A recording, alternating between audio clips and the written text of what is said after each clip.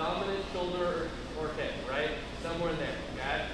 So unless you're playing against Riley Newman or someone who has this pancake style of grip, this is not the place to go on him, okay? However, anyone else who holds the paddle pretty traditionally, yeah, that dominant hip shoulder is going to be a great place to attack. The other spot I'd look to try is that extended back kick, okay? This place, right, try it out at first. If they show you that a 2-minute backhand, we probably have to make some adjustments, okay? But if all they do is counter with one hand, way off to the side can be pretty difficult to get a strong counter, all right? So there's a good spot, here's a good spot. Once you have mixed these two spots up very well, now even something like this will work, okay? Not too extreme, but I'm guessing so much that now you have full control, okay? All right, forehand off the bounce speed up, all right? So how today's going to work is, like I said, a lot of repetition.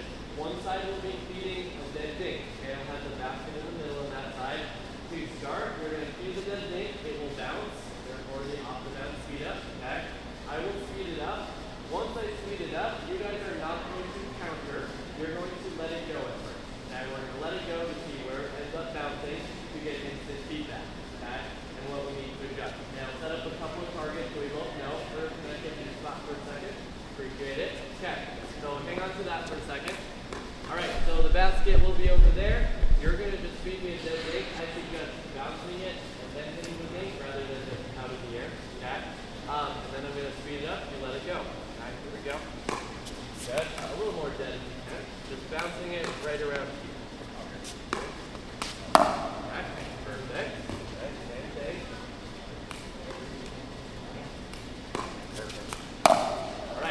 So, you can see the placement, this player, we're essentially trying to pin the back corner, okay? This player, you're left. Sure, okay. Well, if you're any other person rather than Chris, you'll be aiming for the middle, okay? But since he's Chris, he's going to be aiming for the corner as well, okay? Now, technique on this, right? Our footwork, we talked about that shuffle step. Everything should look identical to our shuffle step off the bounce dink, okay? Until the actual follow through, until my swing, okay? Right, everything here, we don't know yet if I'm attacking or thinking, okay?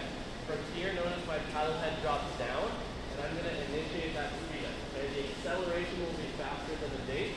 I wanna make sure that I can see the same, or that Chris can see the same side of my paddle all the way through, okay? Notice you can see that same side. If I'm ever flipping my paddle over, we probably missed it, okay? Couple more here just so we can see the technique here. Is the wrist locked? Wrist is locked, yeah. All good, try again. And if we get a ball like that, we can just redo it. Okay, so I'm finishing right around that opposite shoulder, okay? Do we have any questions? Awesome, so off the bounce, forehand is what we're working on. So John will just be feeding straight ahead, essentially to his left foot, so he can create that space and go, all right? Here we go.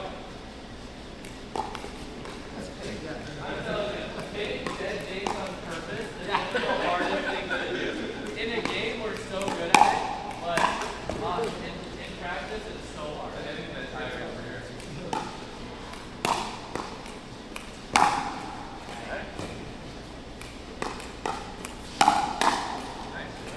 Okay, so real quick, again, I'll set up markers in a second.